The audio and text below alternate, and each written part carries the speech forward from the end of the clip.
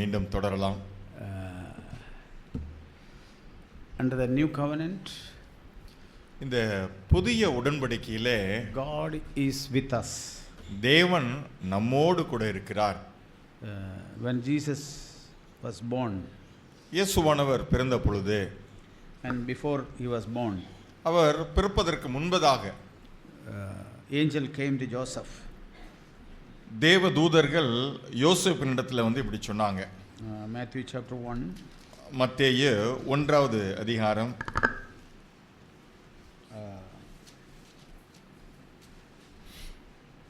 and verse 23. 23வது வசனம் பாருங்க. This is what the prophet said before Jesus was born. இயேசுவானவர் பிறப்பதற்கு முன்பதாகவே தீர்க்க தரிசனமாய் சொல்லப்பட்ட காரியம் இதுதான். Behold, the virgin shall be with a child and shall bear a son. And they மத்தேயு shall call his name Emmanuel, which translated means God with us. இதோ ஒரு கன்னிகை கர்ப்பவதியாகி ஒரு குமாரனை பெறுவாள், அவருக்கு இம்மானுவேல் என்று பெயரிடுவார்கள் என்று சொன்னான். இம்மானுவேல் என்பதற்கு தேவன் நம்மோடு இருக்கிறார் என்று அர்த்தமாம். God with us. தேவன் நம்மோடு இருக்கிறார். Under the old covenant, பழைய உடன்படிக்கையின் காலத்தில் God was with certain people. தேவன் சிலரோடு மாத்திரம்தான் இருந்தார். But ஆனால் today, இன்று எப்படி இருக்கிறது? God with us. தேவன் நம்மோடு இருக்கிறார். Without any difference. எந்த ஒரு வரம்பு, எந்த ஒரு வித்தியாசமும் இல்லாமல் God with us. தேவன் நம்மோடு இருக்கிறார். Paul says, பவுல் சொல்லுகிறார், God for us. தேவன் நம் பட்சத்தில் என்று அவர் சொல்லுகிறார். Romans 8 ரோமர் 8வது அதிகாரம் and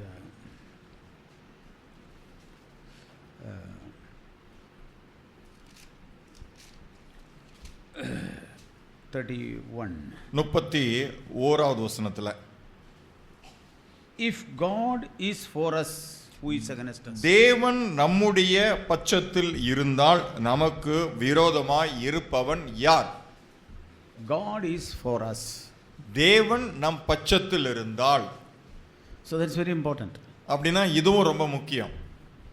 Under the new covenant, இந்த புதிய உடன்படிக்கையிலே God with us முதலாவது தேவன் நம்மோடு இருக்கிறார், and God is for us. இரண்டாவது தேவன் நம் பட்சத்தில் இருக்கிறார். Everything is from God. எல்லாமே தேவனிடத்திலிருந்து தான் வருகிறது. Even if we live a good life, ஒருவேளை நம்ம ஒரு நல்ல விதமான வாழ்க்கை வாழ்ந்தாலும் சரி, comes from where? அது எங்கிருந்து வந்து வருது சொல்லுங்க? அப்பேற்பட்ட ஒரு அருமையான வாழ்க்கை நமக்கு எங்கிருந்து கிடைக்குது? It is from God. அதுவும் தேவனிடத்திலிருந்து வர்றது தான். It's a gift of God. அது தேவனுடைய ஈவு. When we know that, இதை நாம் அறிந்து கொண்டால் போதும், our heart will never become proud. நம்முடைய இருதயத்துல பெருமை ஒரு நாளும் வராது. How Lucifer got proud in his heart. Lucifer தன்னுடைய இருதயத்துல எப்படி பெருமை கொண்டான்? He has forgotten that all that he has, all authority, all glory, all beauty, everything was given by God. இந்த லூசிஃபருக்கு இருந்த அதிகாரங்கள், அழகு, அந்தஸ்து, இதெல்லாமே தேவன் எனக்கு கொடுத்தது அப்படிங்கிறத லூசிஃபர் மறந்து போயிட்டான். So that means what is pride? அப்படின்னா பெருமை என்றால் என்ன? We heard many times about pride. இந்த பெருமை என்கிற காரியத்தை குறித்து நாம் பல முறை கேட்டிருக்கிறோம். What is pride? பெருமை என்றால் என்ன? Pride is பெருமை என்று சொன்னால் forgetting what God has done. தேவன் நமக்கு செய்தவைகளை நாம் மறந்து போவதற்கு பெயர்தான் பெருமை. And அது மட்டுமல்ல, we say, நாம் என்ன சொல்றோம்? This is all because of my work. இது எல்லாம் நான் கஷ்டப்பட்டு சம்பாரிச்சது. And you know, இல்ல. I preach because my revelation. நான் எனக்கு வெளிப்பாடு வெளிச்சம் கிடைச்சது, அதனால நான் பிரசங்கிக்கிறேன். Oh, I lead the church because I work hard. நான் ரொம்ப கடினமா பிரயாசப்படுறேங்க, அதனால தான் நான் சபையை வழிநடத்துகிறேன். No, that is இல்ல. pride. அதற்கு பேர் தான் பெருமை. Lucifer has forgotten. லூசிஃபர் இந்த காரியத்தை தான் மறந்து போனான். Look at Jesus Christ. ஆனால் இயேசு கிறிஸ்துவை நீங்கள் நோக்கி பாருங்கள். When he came, அவர் இந்த பூமிக்கு வந்த பொழுது what is he saying? அவர் என்ன சொல்றாரு? I can't do anything. என்னால் ஒன்றுமே செய்ய முடியாது. I don't speak my word. நானாக ஒன்றும் பேசுகிறதில்லை. I can't do anything. நானாக ஒன்றும் செய்கிறதில்லை. Son can do nothing. இந்த குமாரனால் தானாக ஒன்றும் செய்ய முடியாது. That is a humility. அதற்கு பேர் தான் தாழ்மையாய் இருப்பது.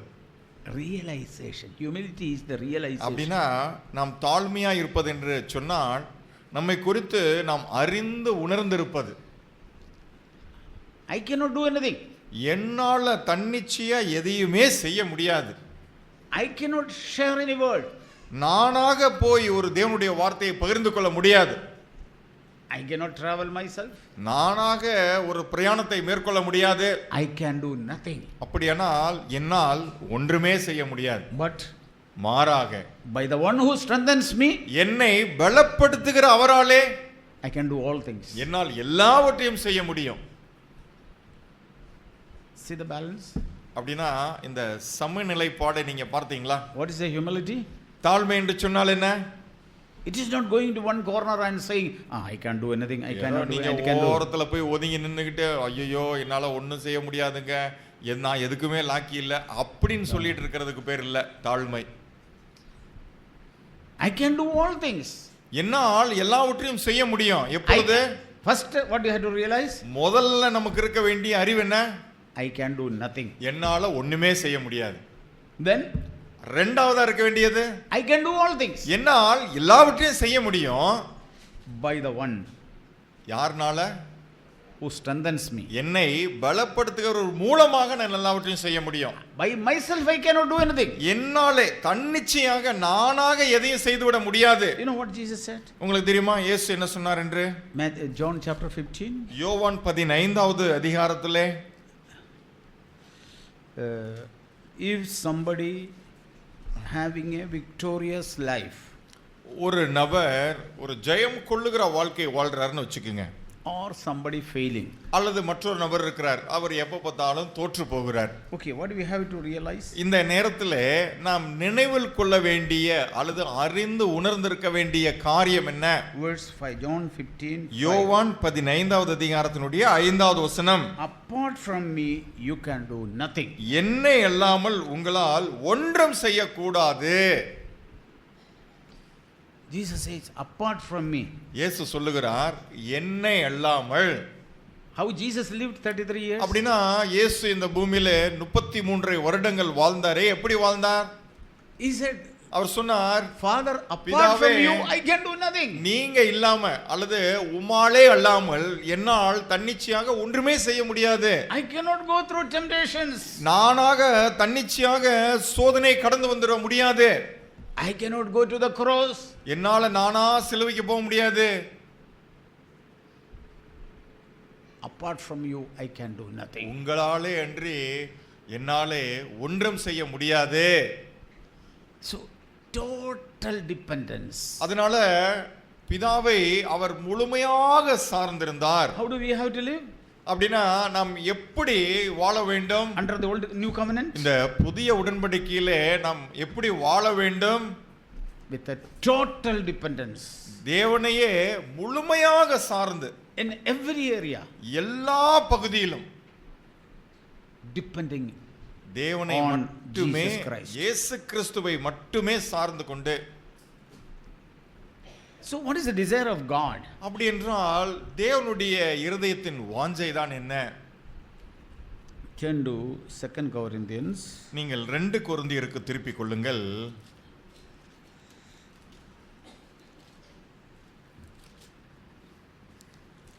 chapter 6, 2 கொரிந்தியர் 6வது அதிகாரம் and verse 16. 16வது வசனம். It's a quoting from the Old Testament. அது பழைய ஏற்பாட்டிலிருந்து மேற்கோள் காட்டப்படுகிற ஒரு வசனம் அது. I will dwell in them and walk among them. நான் அவர்களுக்குள்ளே வாசம் பண்ணி அவர்களுக்குள்ளே உலாவுவேன். What is the desire of God? தேவனுடைய இருதயத்தின் வாஞ்சை என்னவாக இருக்கிறது? I will dwell in them. நான் அவர்களுக்குள்ளே வாசம் பண்ணி I'll walk among them. அவர்களுக்குள்ளே உலாவுவேன். Verse 18. 18வது வசனத்துல I'll be a father to you. You நான் shall be sons and daughters to me. நான் உங்களை ஏற்றுக்கொண்டு உங்களுக்கு பிதாவாய் இருப்பேன், நீங்கள் எனக்கு குமாரரும் குமாரதிகளுமாய் இருப்பீர்கள். Sons and daughters. அதாவது குமாரரும் குமாரதிகளுமாய் இருப்பீர்கள். Now, சரி, இப்போ okay, we have been thinking about how to have a new covenant personal relationship with God.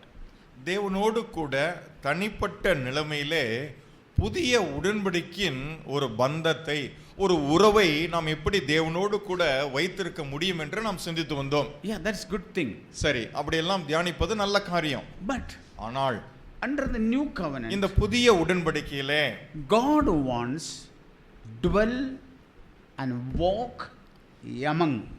தேவன் நம் மத்தியிலே நம்மோடு கூட அவர் உலாவ, அவர் சஞ்சரிக்க விரும்புகிறார். Where is that? What is that place? அப்படின்னா அந்த இடம் அப்படின்னு சொல்றாங்களா? அந்த அந்த இடம் எங்க இருக்கிறது? Is it only the church? அது இந்த சபை கட்டடமா, Sunday? அல்லது ஞாயிற்றுக்கிழமை நம்ம கூடி வர்றோமே அந்த நேரத்துல மட்டுமா? No. இல்ல. Psalms 46. சங்கீதம் 46வது அதிகாரம். Psalmist says there, verse 6. சங்கீதக்காரன் 6வது வசனத்துல இப்படியாக சொல்லுகிறார். சங்கீதம் 46:6. God is in her midst, it shall not be shaken. மன்னிக்கவும், தமிழ்ல 5வது வசனம். தேவன் அதன் நடுவில் இருக்கிறார், அது அசையாது. Now, இப்ப பாருங்களேன், what do the Lord wanted to build from beginning? ஆரம்ப முதற்கொண்டு தேவன் தான் கட்டி எழுப்ப வேண்டும் என்று நினைத்த காரியம் எது? What was it? எது அது? What God wanted to build? Actually தேவன் எதைத்தான் கட்ட விரும்பினார்? God wanted to build a home. ஒரு நல்ல குடும்பத்தை தேவன் கட்ட விரும்பினார். That is why he created Adam and Eve. ஆகவேதான் அவர் ஆதாம் ஏவாளை சிருஷ்டித்தார். முதலாவது Both of them who created? அவர்கள் இருவரையுமே சிருஷ்டித்தது யாரு? Huh? யார் சிருஷ்டித்தாங்க? God. தேவன் தான் சிருஷ்டித்தார். God made both of them. அவர்கள் இருவரையும் தேவன் தான் கட்டினார். Why? ஏன் தெரியுங்களா? God is spirit. தேவன் ஆவியா இருக்கிறார். God doesn't have a body. தேவனுக்கு என்று ஒரு சரீரம் என்பது கிடையாது. But ஆனால் God has given a body to a man and a woman. தேவன் மனுஷனுக்கு, ஆதாம் ஏவாளுக்கு இருவருக்கும் ஒரு சரீரத்தை கொடுத்திருந்தார். Where do God wants to dwell? அப்படியானால் தேவன் எங்கே வாசமா இருக்க விரும்புகிறார்? God doesn't want to dwell in one person. ஏதோ ஒரு நபரிடத்துல போய் தேவன் வாசமா இருக்க விரும்பல. God wants to dwell in them. தேவன் In both of them. அவர்கள் இருவருக்குள்ளாகவும் வாசம் பண்ண விரும்புகிறார். And walk among them. அவர்கள் மத்தியிலே உலாவ விரும்புகிறார். That is the reason. அதனாலதான் God came down when it was cool of the day. அந்த நாளினுடைய குளிர்ச்சியான வேளையிலே தேவன் கீழே இறங்கி வருவார். To walk with them. அவர்களோடு கூட சஞ்சரிக்கும்படிக்கு God came down. தேவன் அப்படி வந்து போனார். Today, what is that place? இன்று அந்த இடம் எது? It is our home. நம்முடைய குடும்பம். Why God has made us families, husband and wife, ஏன் children? தேவன் ஒரு குடும்பம், கணவன் மனைவி பிள்ளைகள் என்று ஒரு குடும்பத்தை ஏற்படுத்தி இருக்கிறார். What's the reason? என்ன காரணம் அதற்கு? To have a lot of children நிறைய பிள்ளைகளை பெற்றெடுப்பதற்கா, and to cultivate, அல்லது நிலத்தை எல்லாம் பண்படுத்துவதற்கா, build a big house, பெரிய பெரிய வீடுகளை கட்டி எழுப்புவதற்கா, or Sunday come to the meeting. அல்லது ஞாயிற்றுக்கிழமையான அப்படி சபை கூடுகை கடந்து வர வேண்டும் என்பதற்கா? I sometimes think சில நேரங்கள் நான் like அப்படியே நான் யோசிச்சு பார்ப்பேன். this. Many people think for marriage is because God wants to bring human generation. அநேகர் இப்படி சொல்றாங்க இல்லையா, அதாவது ஒரு மனுஷ சந்ததியை விரிவாக்க வேண்டும் என்பதற்காகத்தான் தேவன் ஒரு திருமண பந்தம் என்கிறதையே ஒரு கண்டுபிடித்தார் அல்லது உருவாக்கினார் என்று. I don't believe it. அப்படி நான் அது உண்மை நான் நம்புறது கிடையாது. You know what Jesus said? உங்களுக்கு தெரியும் அல்லவா, இயேசு என்ன சொன்னாரு? God can produce children for Abraham from these stones. இந்த கல்லுகளிலிருந்து கூட தேவனால் ஆபிரகாமுக்கு பிள்ளைகளை உண்டு பண்ண முடியும். No need of a human being there. இதற்கு மனுஷர்கள் அவசியம் இல்லை.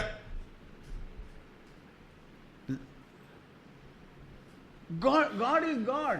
ஏனென்று சொன்னால் தேவன் தேவனாக இருக்கிறார். If we say one word, அவரு ஒரு வார்த்தை சொன்னார்னா போதும், millions of children will be born. கோடான கோடிகள் பிள்ளை பிறந்துருவார்கள். So understand the purpose of family. அப்படி என்று சொன்னால் ஒரு குடும்பத்தினுடைய காரணம் அல்லது தேவனுடைய நோக்கம் என்னவென்பதை நாம் புரிந்து கொள்ள வேண்டும். How a new covenant family should be. ஒரு புதிய உடன்படிக்கை குடும்ப வாழ்க்கை எப்படி இருக்கணும்? What is the purpose? First you have to identify the purpose. இதிலே தேவனுடைய நோக்கம் என்ன என்பதை நீங்கள் முதலாவது கண்டுபிடிக்கணும். Why God has joined you both husband and wife? சரி, கணவன் மனைவியா இருக்கிற உங்கள் இருவரையும் தேவன் ஏன் இணைத்தார்? We all think like this. நாம எல்லாரும் இப்படி தான் நினைச்சிட்டு இருக்கோம். பையனுக்கு வயசு ஆயிச்சு, பொண்ணுக்கும் வயசு ஆயிச்சு, நம்ம கல்யாணம் பண்ணி வைப்போம். நம்ம பையனுக்கு கல்யாண வயசு வந்துருச்சுங்க, பொண்ணுக்கு கல்யாண வயசு வந்துருச்சு, அதனால கல்யாணம் பண்ணி வச்சிருவோம். No, that was not the purpose of அதற்கு God. இல்ல, அது அல்ல தேவனுடைய சித்தம். Those are the words invented by the human being. இதெல்லாம் மனுஷர்கள் கண்டுபிடித்த வார்த்தைகள். ஓகே, அப்பா அம்மா வயசாயிட்டு இருக்கு, அப்ப அவங்கள ஹெல்ப் பண்றதுக்கு ஆள் இல்ல. அம்மா அப்பாவுக்கு வயசாயிட்டு இருக்குது, இப்ப அவங்களுக்கு உதவி பண்றதுக்கு ஆள் இல்ல. சாப்பாடு சமையல் பண்றதுக்கு ஆள் இல்ல, சமைக்கிறதுக்கு ஆள் இல்ல, ட்ரெஸ் துவைக்கிறதுக்கு ஆள் இல்ல, துவைச்சு போடுறதுக்கு ஆள் இல்ல. அப்போ ஒரு கல்யாணம் பண்ணி வைப்போம். அதனால கல்யாணம் பண்ணி வச்சா சரியாயிடும். என்ன சரியாயிடும்? என்ன சரியாகும் சொல்லுங்க? வீட்டுல ஒரு ஹெல்ப்பர் வந்துடும். உங்க வீட்டுல ஒரு வேலைக்காரர் ஒரு வேலைக்காரியா வந்திருப்பாங்க, அவ்வளவுதான். துவைக்கிறதுக்கு ஒரு ஆள் கிடைச்சிருச்சு, இப்போ சமையல் பண்றதுக்கு ஒரு ஆள், சமையல் பண்றதுக்கு ஒரு ஆள் கிடைச்சிருச்சு. Was it the purpose of God? இதுதான் தேவனுடைய சித்தமா என்ன நோக்கமா? ஒரு குடும்பத்தை குறித்து தேவனுடைய நோக்கம் இதுவா? On those days there was no dress at all. Nobody need to wash. பாருங்க, அன்னைக்கு ஏதேன் தோட்டத்துல துவைக்க வேண்டிய ஒரு தேவையே இல்லை, ஏன்னா வஸ்திரமே இல்லை. Nobody need to cook any food. யாருமே எந்த உணவும் சமைக்க வேண்டிய அவசியம் இல்லை. They were supposed to cook any food. அன்னைக்கு அவங்க ஏதாவது சமைக்க வேண்டிய ஒரு அவசியம் இருந்துச்சா? All these came இதெல்லாம் எப்ப தெரியுங்களா வந்துச்சு? after they have forsaken God. தேவனை அவர்கள் கைவிட்டு தேவனை விட்டு விலகின பிற்பாடு தான் இதெல்லாம் வந்துச்சு. When they lost that first purpose, all other came. தேவனுடைய முதல் நோக்கத்தை எப்பொழுது இழந்து போனார்களோ அதற்கு பிறகுதான் இத்தனை அவசியங்களும் வந்தது. There was no dress, nor there was no need to cook அன்னைக்கு food. வஸ்திரம் இல்ல, துவைக்க வேண்டிய அவசியம் இல்ல, அன்னைக்கு சமைக்க வேண்டிய அவசியம் இல்ல. On that day God said it is not good for man to be alone. அன்னைக்கு தான் தேவன் சொன்னாரு மனுஷன் தனிமையா இருப்பது நல்லதல்லன்னு அன்னைக்கே சொல்லிட்டாரு. Because I don't want to walk with one man. ஏனென்று சொன்னால் தனியா இருக்கிற ஒரு நபரோடு கூட நான் உலாவி அல்லது அவனோடு கூட வாசமா இருப்பதற்காக இல்ல. Yeah, for a few days maybe I walked with him. சரிதான், கொஞ்ச நாளைக்கு நான் ஆதாமோடு கூட அவன் தனியா இருக்கும்போது அவனோடு கூட நடந்தேன். Yeah, he made so many animals and birds. நிறைய பறவைகள் மிருகங்கள் எல்லாவற்றையும் அங்க அப்படியே வர பண்ணினாரு. And அதுக்கப்புறம் everything passed through Adam. எல்லாம் ஆதாமுக்கு முன்பதாக வந்து போனது. Adam gave name to all. எல்லாவற்றுக்கும் ஆதாம் தான் பேர் வச்சாரு. What a wise man he was. அப்படின்னா ஆதாம் எவ்வளவு பெரிய புத்திசாலி பாருங்க. What a wisdom Adam had. அப்படின்னா ஆதாமுக்கு எவ்வளவு ஞானம் இருந்திருக்கணும். How many animals and how many reptiles are there? நீங்க சொல்லுங்க, இந்த பூமியில எத்தனை மிருகம் இருக்கிறது, எத்தனை ஊரும் பிராணிகள் இருக்கிறது? Uncountable. எண்ணவே முடியாது. Who gave the name? ஆனா இதுக்கெல்லாம் பேர் வச்சது யாரு? Adam. ஆதாம் தான் பேர் வச்சிருக்காரு. Okay, he was walking with God, he could put the name for all.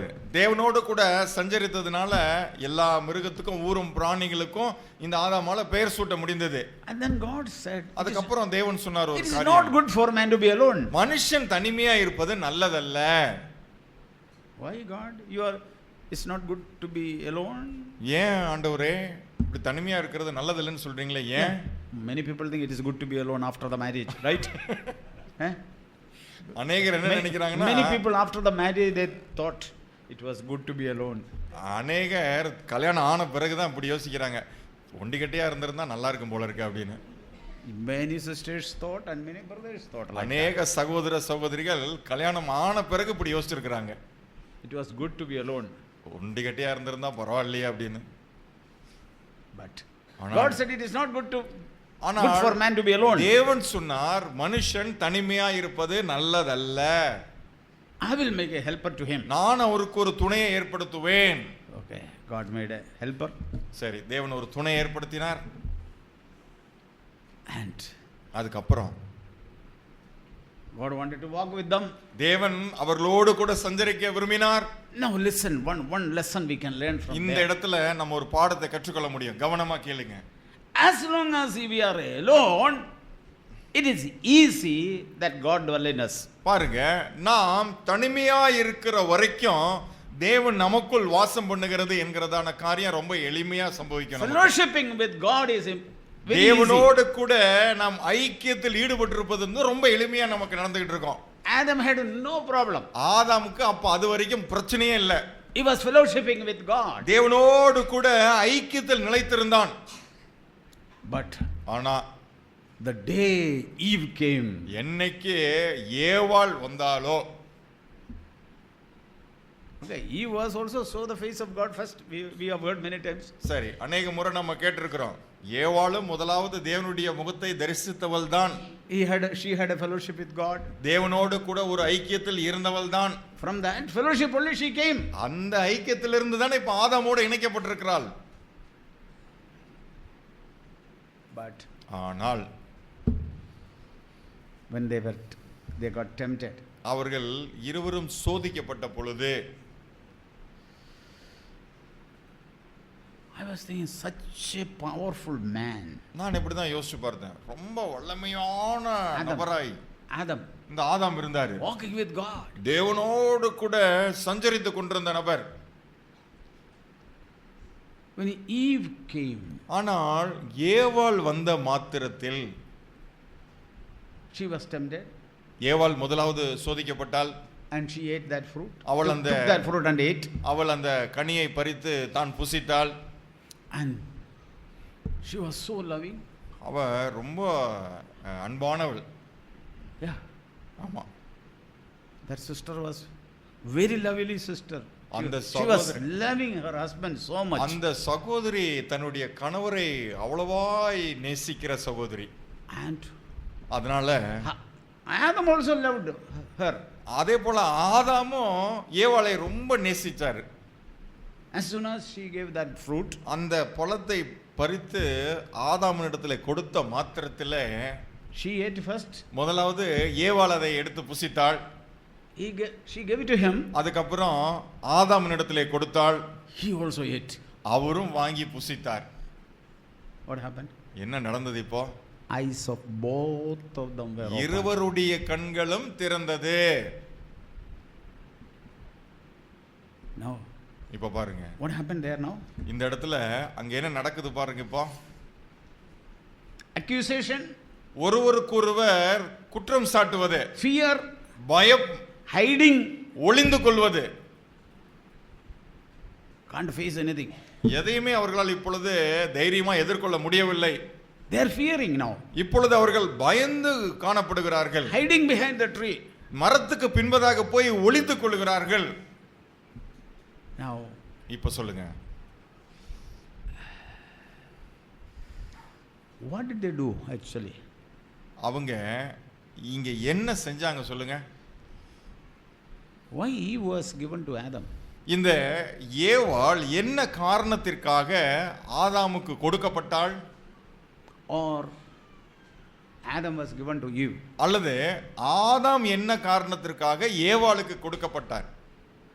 To test their obedience to the word of God. பாருங்க, தேவனுக்கு முன்பதாக அவர்களுடைய கீழ்ப்படிதலை சோதித்து பார்ப்பதற்கு. Adam was so obedient. இந்த ஆதாம் அதுவரைக்கும் முழுமையாக கீழ்ப்படிந்து கொண்டிருந்தான் அவர். Eve was also in fellowship with God. அதே போல இந்த ஏவாளும் கீழ்ப்படிந்து தேவனோடு கூட ஐக்கியத்தில் இருந்தவள்.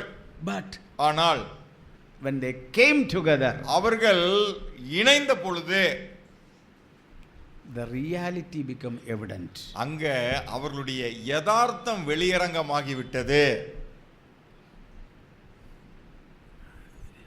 Even then God came. அப்படி இருந்தும் தேவன் அவர்களிடத்திலே வந்தார். We are thinking of new covenant family life. பாருங்க, புதிய உடன்படிக்கையிலே நாம் வாழ்கிற குடும்ப தரத்தை குறித்து நாம் பேசிக் கொண்டிருக்கிறோம். Both are children of God. இவர்கள் இருவருமே தேவனுடைய பிள்ளைகள் தான். Not one is unbeliever and one is a believer. ஒருத்தர் விசுவாசி மற்றொருத்தர் அவிசுவாசி கிடையாது. No, both are children of God. ரெண்டு பேருமே தேவனுடைய பிள்ளைகள் தான்.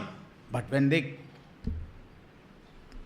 they were tempted, ஆனால் அவர்கள் இருவரும் சோதிக்கப்பட்ட அந்த நேரத்திலே the reality came. அவருடைய யதார்த்தம் வெளிப்பட்டது.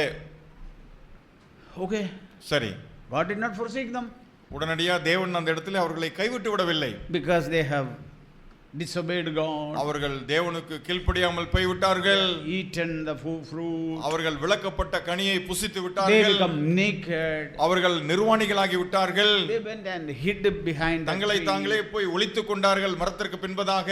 They took the leaves of the fig tree and அவர்கள் made a அத்தி dress. இலைகளை எடுத்து தைத்து தங்களுக்கு வஸ்திரங்களை ஏற்படுத்தி கொண்டார்கள். God did not forsake them. தேவன் இது நிமித்தமாக எல்லாம் அவர்களை கைவிட்டு விடவில்லை. God came down. மறுபடியும் தேவன் இறங்கி வந்தார். God is calling. தேவன் அவர்களை அழைக்கிறார். God came to walk with them, தேவன் அவர்களோடு கூட உலாவுவதற்காக வந்தார். calling him. அவர்களை அழைத்தார். Where are you? நீங்கள் எங்கே போனீர்கள்? That is where. அந்த இடத்துல தான். So in family there will be misunderstanding, சரி. quarrel. குடும்ப ஜீவியத்துல I'm not saying there are perfect home. I don't think any perfect home, perfect husband or perfect wife. பரிபூர்ணமான குடும்பம் ரெண்டு, அதாவது கணவன் மனைவி இருவருமே பூர்ணவான்களா இருக்கிற ஒரு குடும்பம் இருக்கிறதா நான் பார்த்ததில்லை. எல்லா குடும்பத்திலையும் இந்த ஏற்றத்தாழ்வு இருக்கும். Is there any home, wife is so obedient to husband and husband is so lovely, like எந்த குடும்பத்திலையும் எந்த குடும்பத்திலாவது நீங்க பார்த்திருக்கீங்களா? மனைவி கணவருக்கு முழுமையாக கீழ்ப்படுகிறாள், அதே போல கணவர் வந்துட்டு மனைவியை முழுமனதோடு நேசிக்கிறார். இப்படி ஏதாவது குடும்பத்தை பார்த்திருக்கீங்களா? நான் பார்த்ததில்லை, நீங்க பார்த்திருக்கீங்களா? Brother, in our midst there is no problem. அல்லது நீங்க என்ன சொல்ல வரீங்க? எங்கள் மத்தியிலே அப்படி ஒரு பிரச்சனையும் கிடையாது, We are perfect family. நாங்க ஒரு பரிபூர்ணமான குடும்பமாக்கும். Is there anybody like that? அப்படி யாராவது குடும்பம் இங்க இருக்கிறதா? Maybe you are not in the flesh, you may be no, அப்படின்னா ஒருவேளை heavenly body. மாம்சத்தில் குடியிருக்கிற நபரா இருக்க முடியாது, நீங்க பரலோகத்திற்குரிய நபரா இருக்கணும், அதாவது நீங்க பரலோகவாசியா இருக்கணும். Everywhere there is problem. அப்படின்னா எல்லா குடும்பத்திலையும் பிரச்சனை உண்டு. Which family does not have problem? பிரச்சனை இல்லாத குடும்பம்னு எந்த குடும்பம் தான் இருக்கு? But what is the biggest problem? ஆனா இருக்கிறதுலே மிகப்பெரிய பிரச்சனை என்ன சொல்லுங்க? What is the biggest problem? பிரச்சனையிலே மிகப்பெரிய பிரச்சனை அது. That is where even God cannot help you. அந்த இடத்துல தான் Even if you say God is my father, தேவன் என்னுடைய பிதா என்று நீங்கள் சொல்லிக் கொண்டாலும் இந்த ஒரு பிரச்சனை இருக்கிற இடத்துல தேவனால கூட ஹெல்ப் பண்ண முடியாது. what is that? என்ன இடம் அது? என்ன எப்பேற்பட்ட பிரச்சனை அது? God came and asked Adam, தேவன் வந்து ஆதாம் இடத்துல கேட்டார், Where are you? நீ எங்கே இருக்கிறாய்? He said, I'm afraid I'm naked. அவன் சொன்னான், ஐயோ நான் நிர்வாணியா I don't இருக்கிறதுனால know. நான் பயந்து இருக்கிறேன், அதனால ஓடி ஒளிஞ்சுக்கிட்டேன். He said, did you eat the fruit which I said don't eat? அப்ப தேவன் கேட்டார், நான் நீ புசிக்க கூடாதுன்னு சொல்லி இருந்தேனே அந்த கனியை நீ புசித்தாயா? God exactly knew the issue. தேவனுக்கு அந்த முழு பிரச்சனை ஃபுல்லா தெரியும் அவருக்கு. He knew. Brothers and sisters, சகோதர he சகோதரர்களே, exactly knew you and knew you. பாருங்க சகோதரர்களே, உங்களை முழுமையா தேவனுக்கு தெரியும், சகோதரர்களே உங்களையும் முழுமையா தேவனுக்கு தெரியும், உங்களுடைய பிரச்சனையும் தெரியும். What is the root of the problem? He knew about it. உங்களுடைய பிரச்சனையினுடைய ஆணி வேர் என்பதையும் தேவன் அறிந்திருக்கிறார். You don't have to hide anything from him. நீங்க அவரிடத்திலிருந்து எதையும் மறைக்க வேண்டிய அவசியம் இல்ல. Just like you don't have to hide anything from your father. எப்படி உங்களுடைய அப்பாட்ட இருந்து நீங்க எதையுமே மறைக்க வேண்டிய அவசியம் இல்லையோ அது போலதான். Adam said, ஆதாம் சொன்னான், what did he say? அவன் என்ன சொன்னான்? The woman whom you have given me to be with me. நீங்க என்னோடு இருக்கும்படிக்கு நீங்க கொடுத்த இந்த ஸ்திரீ. Who does he accuse? இப்போ இந்த ஆதாம் யார் மீது குற்றம் சுமத்துறாரு? யாரை பார்த்து குற்றம் சாட்டுறாரு? இப்போ No. இல்ல, ஏவாளை இல்ல. First God. முதலாவது தேவன் மேலேயே ஒரு குற்றச்சாட்டு. This woman whom you gave me, I didn't ask you. நான் ஒண்ணும் கேட்கல, நீங்க தான் கொடுத்தீங்க என்னோட இருக்கும்படிக்கு இந்த ஸ்திரீயை. கல்யாணத்துக்கு முன்னாடி எங்கேயோ ஒரு கல்யாணம் பாருங்க பயோடேட்டா அங்கே அனுப்புறாங்க, இங்கே அனுப்புறாங்க. கல்யாணம் ஆகாதுக்கு முன்னாடி பாத்தீங்கன்னா பயோடேட்டாவா கொடுத்துட்டு இருக்கிறது. அங்க பாருங்க, இங்க பாருங்க, அங்க அனுப்பி கேளுங்க, இங்க அனுப்பி கேளுங்கன்னு சொல்ல வேண்டியது. எங்கேயோ பாருங்க பிரதர். பிரதர் தயவுசெய்து நீங்க எப்படியாவது எனக்கு ஒரு நல்ல ஒரு திருமண துணையை பாருங்கன்னு கேட்டுக்கிட்டே இருக்கிறது. பொண்ணுக்கு ஒரு கல்யாணம் பாருங்க, பையனுக்கு ஒரு கல்யாணம் பாருங்க, பொண்ணுக்கு ஒரு வரன் பாருங்க, பையனுக்கு ஒரு வரன் பாருங்க அப்படின்னு கேட்கறது. Now what you are saying? ஆனா எல்லாம் முடிஞ்ச பிறகு இப்போ நீங்க என்ன சொல்றீங்க? நீங்க என்ன சொல்றீங்க இப்போ? நான் கேட்டது ஒன்றும் கிடையாது. நான் ஒன்றும் இதை கேட்கல, நீங்க கொடுத்த, நீங்க தானே கட்டி வச்சீங்க. I have seen this problem. இப்படி சகோதரர்கள் மத்தியிலே நான் இப்படி இந்த பிரச்சனையை சந்தித்து இருக்கிறேன். கல்யாணத்துக்கு முன்னாடி என்ன சொல்லுவாங்க தெரியுமா? கல்யாணத்துக்கு முன்னாடி அவங்க என்ன தெரியுங்களா சொல்லுவாங்க? உடன்படிக்கை கொடுக்கும்போது என்ன சொல்லுவாங்க? இவள் எனக்கு நீங்களே கொடுத்த வாழ்க்கை துணைன்னு முழு மனதோடு நான் அறிஞ்ச நம்பி.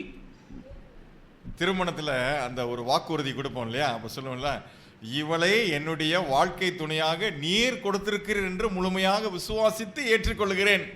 அது ரெண்டு பேருமே சொல்லுவார். இதே மாதிரி தான் ரெண்டு பேரும் ஒருத்தருக்கு ஒருத்தர் சொல்லிக்குவாங்க, தேவனிடத்துல உடன்படிக்கை ஏற்படுத்திக்குவாங்க. பட் அந்த பிரச்சனை டெஸ்ட் வந்த உடனே என்ன சொன்னேன்? ஆனா குடும்பத்துல ஒரு பிரச்சனை வந்த உடனே நீங்க என்ன சொன்னீங்க முதல்ல? What did you say? என்ன சொன்னீங்க? உங்க வாயிலிருந்து வந்த முதல் வார்த்தை எது? எனக்கு இதோட நல்ல கல்யாணம் எல்லாம் வந்திருந்தேன். எனக்கு இதை விட நல்ல கல்யாண வரன் வந்துச்சு. எங்க போச்சு உங்களோட விசுவாசம்? அப்படியானால் உங்கள் விசுவாசம் எங்கே போனது? Where is your faith? உங்களுடைய விசுவாசம் எங்கே போனது? What you have taken that oath on that day? அந்த நாளிலே நீங்கள் ஒரு உறுதிமொழி எடுத்தீர்களே, அது எங்கே போனது? What you said there? அன்னைக்கு நீங்க என்ன சொன்னீங்க? You are the one whom God choose for me. தேவன் not I choose. தேவன் எனக்காக தெரிந்து கொடுத்த நபர் என்று நான் விசுவாசிக்கிறேன். Now what you are saying? ஆனா இப்போ என்ன சொல்றீங்க? எல்டர்ஸ் எல்லாம் கூட கட்டி வச்சாச்சு. ஏதோ எல்டர்ஸ் என் தலையில கட்டி வச்சுட்டாங்க, அப்பா அம்மா கட்டி வச்சாச்சு, என்னுடைய அப்பா அம்மா என் தலையில கட்டி வச்சுட்டாங்க. What is the biggest problem? It's not the problem what you had in between. பாருங்க, இப்போ உங்களுக்குள்ள ஒரு பிரச்சனை இருக்குல்ல, அது அல்ல பிரச்சனை. முக்கியமான பிரச்சனை எது? Family problem is not what happened there. பாருங்க, இப்போ உங்க குடும்பத்துல இருக்கிற பிரச்சனை அது அல்ல. What is the problem? இருக்கிறதுலே முக்கியமான பிரச்சனை எது? What is the biggest problem? உங்களுடைய குடும்ப பிரச்சனையில மிக முக்கியமான பிரச்சனை எது? Greatest of all sin even God cannot solve. தேவனால் கூட சரி செய்ய முடியாத மிகப்பெரிய பாவம் எது? You know what is it? உங்களுக்கு தெரியுமா அது என்னன்னு? Not accepting my own fault. என்னுடைய தவறை நான் ஒத்துக்கொள்ளாததுதான் அந்த மிகப்பெரிய பிரச்சனை. அங்க வீட்டில் ஒரு பிரச்சனை நடந்தது பெரிய பிரச்சனை கிடையாது. உங்க வீட்டில் பிரச்சனை வந்துச்சுல்ல, அதெல்லாம் ஒரு பெரிய விஷயமே கிடையாது. But what is the biggest problem? ஆனா எது மிகப்பெரிய பிரச்சனை சொல்லுங்க? I cannot accept my fault. என்னுடைய தப்ப என்னால ஒத்துக்கொள்ளவே முடியாது. Do we have any problem like that under the இப்பேற்பட்ட new covenant families? புதிய உடன்படிக்கை குடும்பத்தில் இருக்கிற உங்களுக்கு இப்பேற்பட்ட பிரச்சனை ஏதாவது இருக்கிறதா? This problem is with educated and illiterate and village and city and everywhere. பாருங்க, இந்த பிரச்சனை படிச்சவங்க குடும்பத்துல இருக்குது, படிக்காதவங்க குடும்பத்துல இருக்குது, பட்டணத்துல இருக்கிறவருடைய குடும்பத்துல இருக்குது, பட்டிக்காட்டுல இருக்கிற குடும்பத்துல இருக்குது. Everywhere this problem. எல்லா இடத்துலயுமே இந்த பிரச்சனை இருக்குது. Not accepting his own fault. தங்களுடைய தவறை ஒத்துக்கொள்ளாமல் இருப்பது. It's not that you don't do any mistake. நீங்க எந்த ஒரு தவறும் செய்யவில்லை என்பது காரியம் இல்லங்க. Do 100 mistake daily. நீங்க ஒரு நாளைக்கு 100 தவறு செஞ்சாலும் பிரச்சனை இல்லை. But what you had to do? ஆனா நீங்க செய்ய வேண்டியது என்ன தெரியுங்களா? Accept your own mistake. நேர்மையா உங்களுடைய தவறை நீங்கள் ஒப்புக்கொண்டால் போதும். There is a word in the book of Psalms 19. சங்கீதம் 19 இப்படி ஒரு வார்த்தை இருக்கிறது.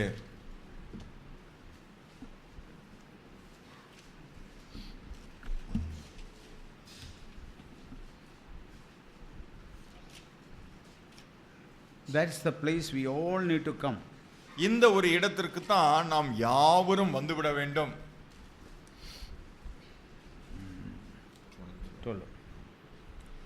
சங்கீதம் Who can discern his errors? சங்கீதம் 19வது அதிகாரத்தினுடைய 12வது வசனம். தன் பிழைகளை உணர்கிறவன் யார்?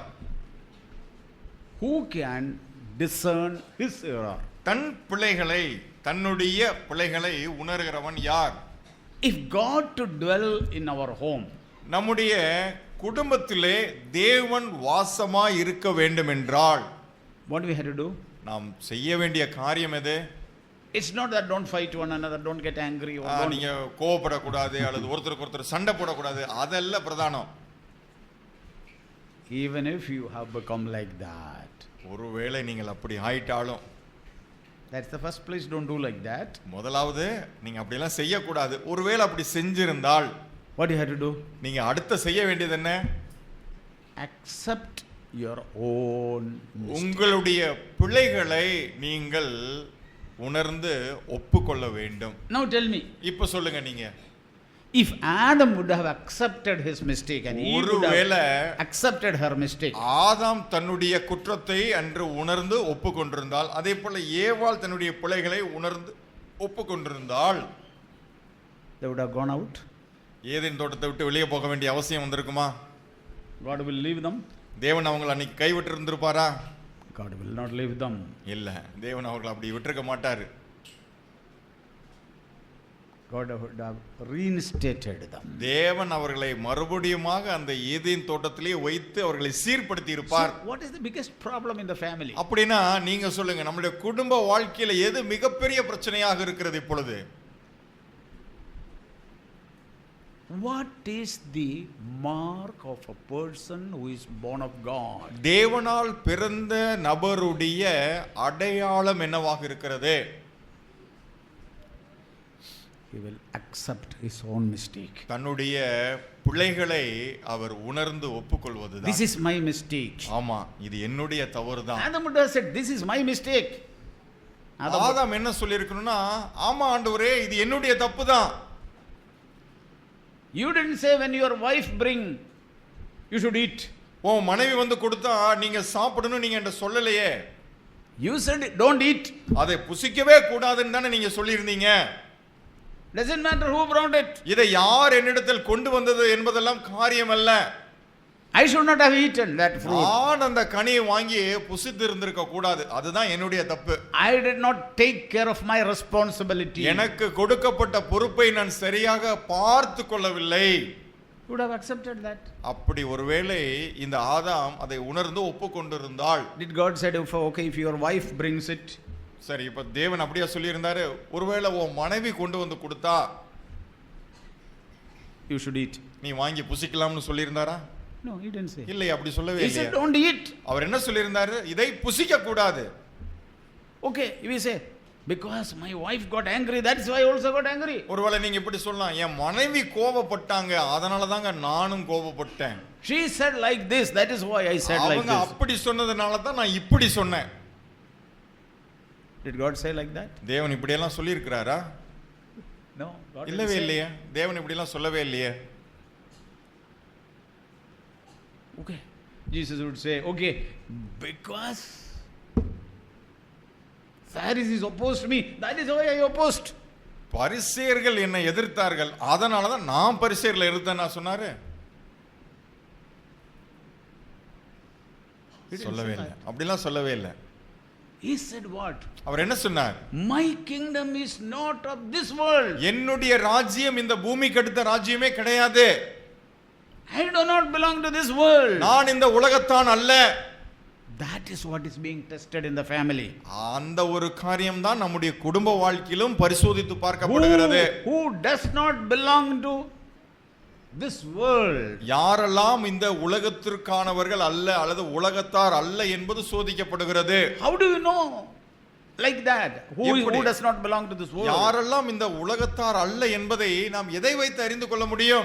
If I was of this world, நான் இந்த உலகத்தானா இருந்தேன்னு வெச்சுக்குங்க, my servant would have fought. என்னுடைய சேவர்கள் எனக்காக சண்டையிட்டு இருந்திருப்பார்கள். Who is my servant? என்னுடைய சேவர்கள் யார்? My own will, என்னுடைய சுய சித்தம் தான், my desire, என்னுடைய சுய விருப்பம், my emotion, என்னுடைய உணர்ச்சிகள், my ego, என்னுடைய அகங்காரம், that would have fought. அது சண்டை போட்டு இருந்திருக்கும். What is fighting in your home? உங்களுடைய வீட்டிலே சண்டை ஏற்படுத்துகிறதே அது எதை எது சண்டை ஏற்படுத்துகிறது? Ego. உங்களுடைய அகங்காரம் தான். Your servant. அதுதான் உங்களுடைய சேவகன். Ego, அகங்காரம் must become your servant. உங்களுடைய வேலைக்காரனாக இருக்கணும். What Jesus said? இயேசு என்ன சொன்னார்? If anybody want to become great, உங்களில் ஒருவன் பெரியவனாக இருக்க விரும்பினால் what he has to become? அவன் முதலாவது யாராக மாறணும்? Servant. உங்களுக்கு எல்லோருக்கும் அவன் ஒரு பணிவிடைக்காரனாக மாறணும். That which you want to be great inside you. நீங்கள் உங்களுக்குள்ளாக பெரிய ஆளா இருக்க நினைக்கிறீங்களே அந்த காரியம், that has to become your servant. அது உங்களுக்கு அடிமையாக அல்லது உங்களுக்கு பணிவிடை செய்கிற ஒரு வேலைக்காரனாக அந்த எண்ணம் மாறிவிடணும். When you be like that, அப்படி நீங்கள் மாறிவிட்டால் God will dwell in your midst. தேவன் உங்கள் மத்தியிலே வாசமாய் இருப்பார். What will happen? அதுக்கப்புறம் என்ன நடக்கும்? Your home will not be shaken. உங்களுடைய குடும்ப வாழ்க்கை ஆட்டம் காணாது. I will just show 2 words and I will close it. நான் 2 வார்த்தைகளை காண்பித்து நான் நிறைவு செய்கிறேன். A word of a family man. ஒரு குடும்பஸ்தனுடைய வார்த்தைகள்.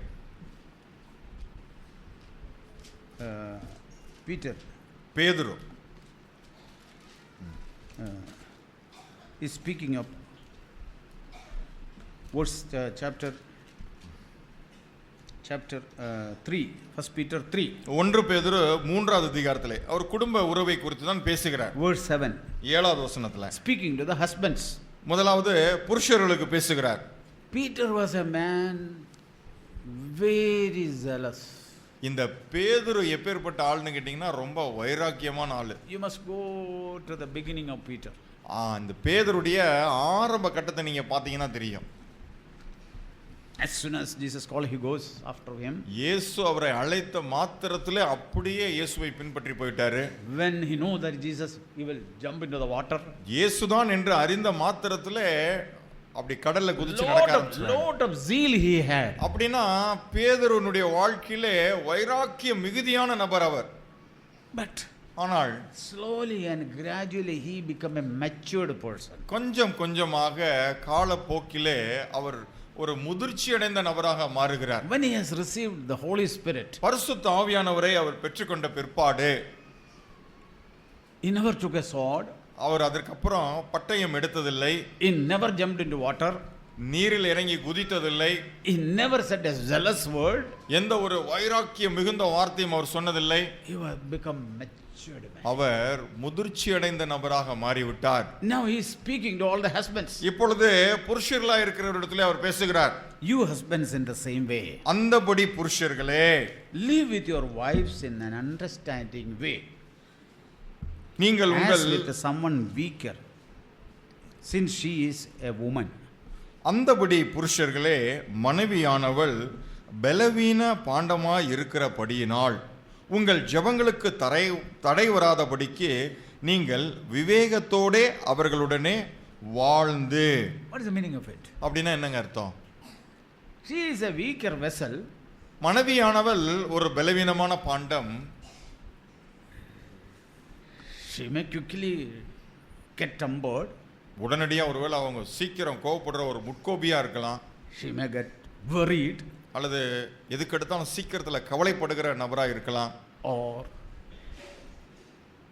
she may get perplexed. அல்லது கலங்கி திகைத்து போகிற ஒரு நபராக இருக்கலாம். But what do you have to do? ஆனால் நீங்க என்ன செய்யணும்? What do you have to do, husbands? புருஷர்களாக இருக்கிறவர்களே, நீங்க என்ன செய்யணும்? Don't immediately fight with them. உடனடியா போய் அவங்களோட சண்டை போடாதீங்க. Fighting is not a solution. நீங்க போய் சண்டை போடுறது ஒரு தீர்வாகாது. What is it? என்னது அது? What do you have to do? நீங்கள் மாறாக என்ன செய்ய வேண்டும்? Understand her. நீங்கள் முதலாவது உங்களுடைய மனைவியை புரிந்து கொள்ள வேண்டும். This is a good family. இதுதான் நல்ல குடும்பத்திற்கான அடையாளம். Understanding. புரிந்து கொள்ளுதல். Understanding the wife. நீங்கள் உங்கள் மனைவியை விவேகத்தோடு கூட புரிந்து கொள்ள வேண்டும். Understanding your husband. உங்களுடைய கணவரை நீங்கள் புரிந்து கொள்ள வேண்டும். What she will like, what she doesn't like. மனைவிக்கு என்ன பிடிக்கும் பிடிக்காது. Okay, if I do like this, நான் இப்படி செஞ்சா அவங்களுக்கு அது பிடிக்குமா? If I speak like this, இப்படி நான் பேசினா. okay, after some time you will know the சரி. like and dislike of one another. கொஞ்ச நாட்களுக்கு பிற்பாடு கணவன் மனைவி ஒருவருக்கொருவர் என்ன பிடிக்கும் பிடிக்காது அப்படின்றதெல்லாம் தெரிய வந்துடும். So ஆகவே something you heard from her, அவங்கள்ட்ட இருந்து நீங்கள் கேட்ட ஏதாவது ஒரு காரியம், don't backfire. உடனடியா போய் எரிஞ்சு விழுந்துடாதீங்க. Don't do the backfire immediately. நீங்க போய் உடனடியா எரிஞ்சு விழுகிறத நிறுத்துங்க. Because she is a weaker vessel. ஏனென்று சொன்னால் அவள் ஒரு பலவீனமான பாண்டம். Yeah, because that is the reason you may not get angry so quickly. ஒருவேளை இப்படி உங்களுக்கு உடனடியா கோபம் வராம இருக்கலாம். No, husband. கணவருக்கு அப்படி கோபம் வராம இருக்கலாம். Immediately. உடனடியா கோபம் வராம இருக்கலாம். Or they won't worry about the money maybe so much. ஒருவேளை கணவர்களாக இருக்கிறவர்கள் பணத்தை குறித்து அவ்வளவு எளிதில் கவலைப்பட மாட்டாங்க. Women they worry about the money. ஆனால் பெண்கள் வந்துட்டு பாத்தீங்கன்னா பண விஷயத்துல ரொம்ப அக்கறையோட கவலைப்படுவாங்க. But when they are like that, அப்படி அவர்கள் இருக்கும் பொழுது don't say like this. நீங்க போய் அவங்ககிட்ட இப்படி சொல்லாதீங்க. இவ்வளவு கேட்டுட்டு மாறவே இல்லை. இவ்வளவு வசனம் கேட்கறியே, இன்னும் நீ மாறவே இல்லையா? Peter said, Paul said, okay, you should go and teach her. You should show the Bible words. பேதுரு நம்மகிட்ட என்ன சொல்லியிருக்காரு? அப்படியா, நீங்க போய் அப்படிப்பட்ட ஸ்திரீ அப்படிப்பட்ட மனைவியிடத்துல போய் வேத வசனத்தை எடுத்து காண்பீங்க நான் சொல்லியிருக்காரு.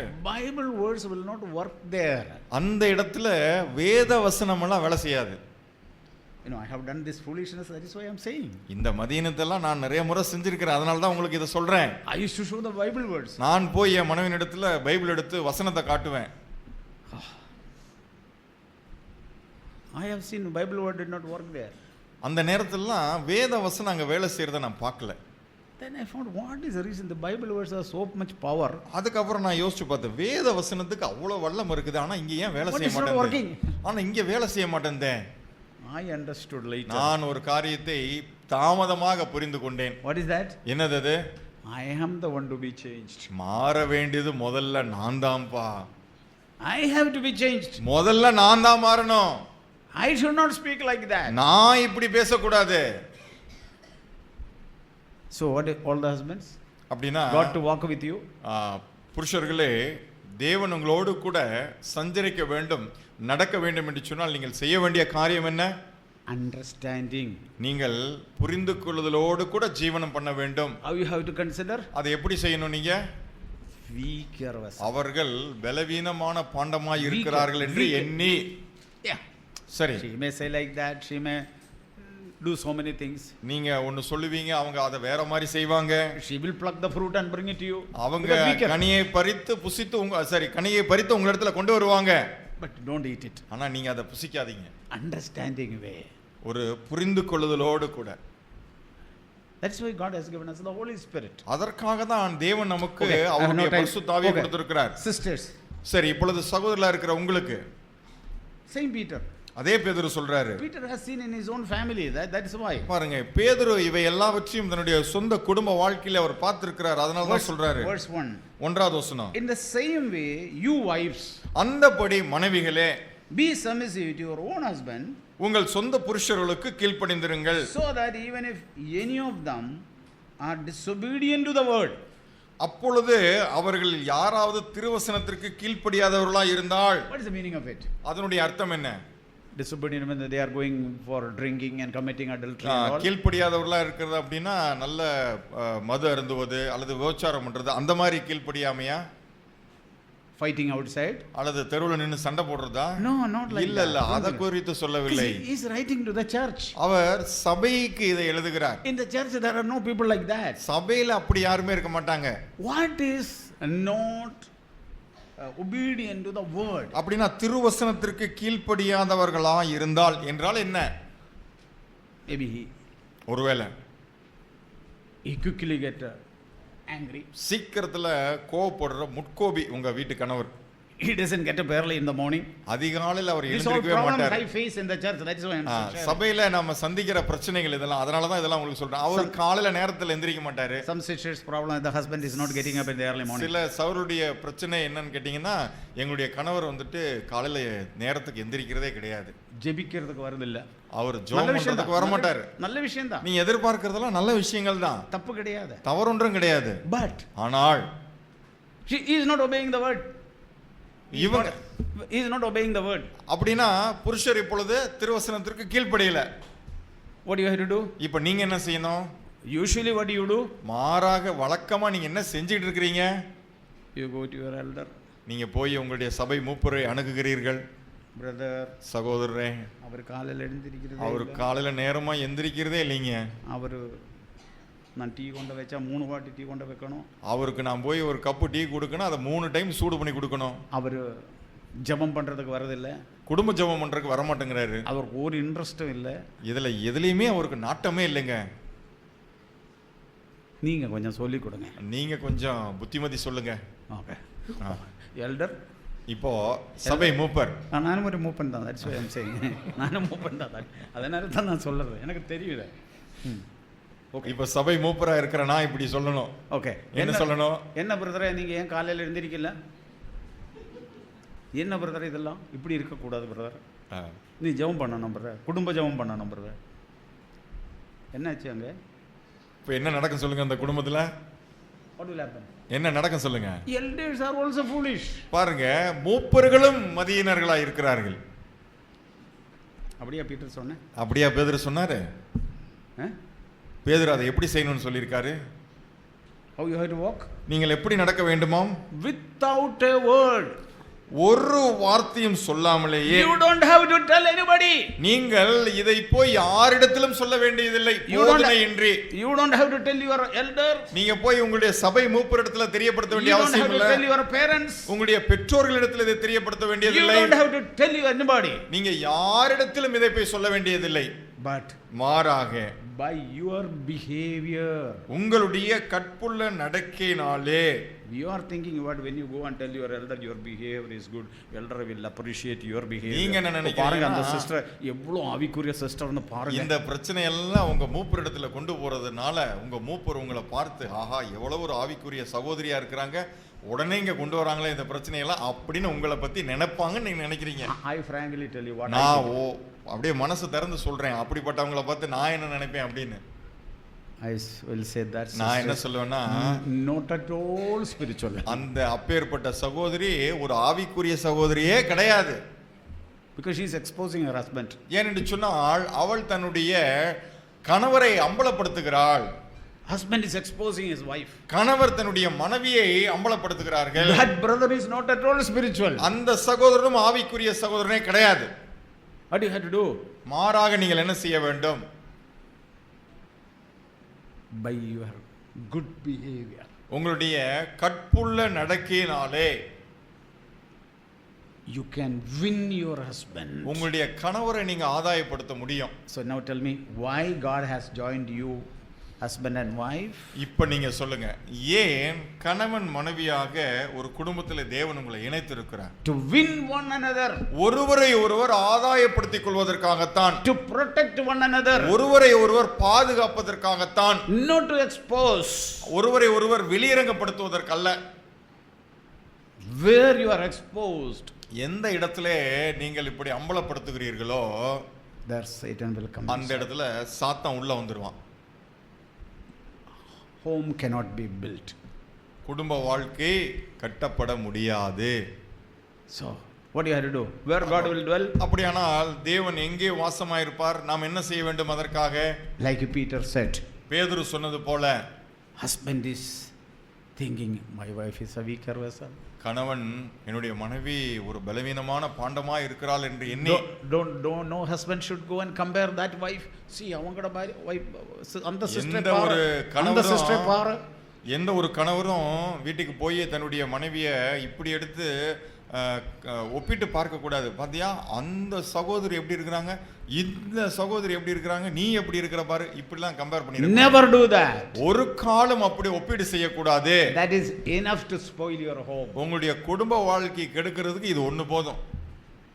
That is frankly speaking, that is an adultery. உண்மையை சொல்லணும்னா அது விபச்சாரம் செய்வதற்கு ஒப்பாக இருக்கிறது. No wife should compare their husband with someone else. எந்த ஒரு மனைவியும் தன்னுடைய கணவரை மற்ற நபரோடு கூட ஒப்பீடு செய்து பேசக்கூடாது. Never compare. ஒரு காலம் அப்படி செய்யக்கூடாது. That's a sin. அது ஒரு பாவம். அது Don't do that. அப்படி செஞ்சிராதீங்க. Cover one another. ஒருவரை ஒருவர் நீங்கள் மூட வேண்டும், மூடி பாதுகாக்க வேண்டும். By love cover one another. அன்பின் நிமித்தமாக ஒருவரை ஒருவர் நீங்கள் பாதுகாக்க வேண்டும். That is where God will walk. அந்த இடத்திலே தான் தேவன் உலாவுவார். And your home will not be shaken. உங்களுடைய குடும்பம் அசைக்கப்படாத ஒரு குடும்பமாக இருக்கும். This is the will of God, brothers and sisters. சகோதரர்களே, இது நமக்கான தேவனுடைய வார்த்தை. God wants to build an unshakable home. ஒரு அசைக்கப்படாத ஒரு குடும்ப ஜீவியத்தை கட்டி எழுப்புவதற்கு தேவன் விரும்புகிறார். May the Lord help you. கர்த்தர் நமக்கு உதவி செய்வாராக. ஆமென்.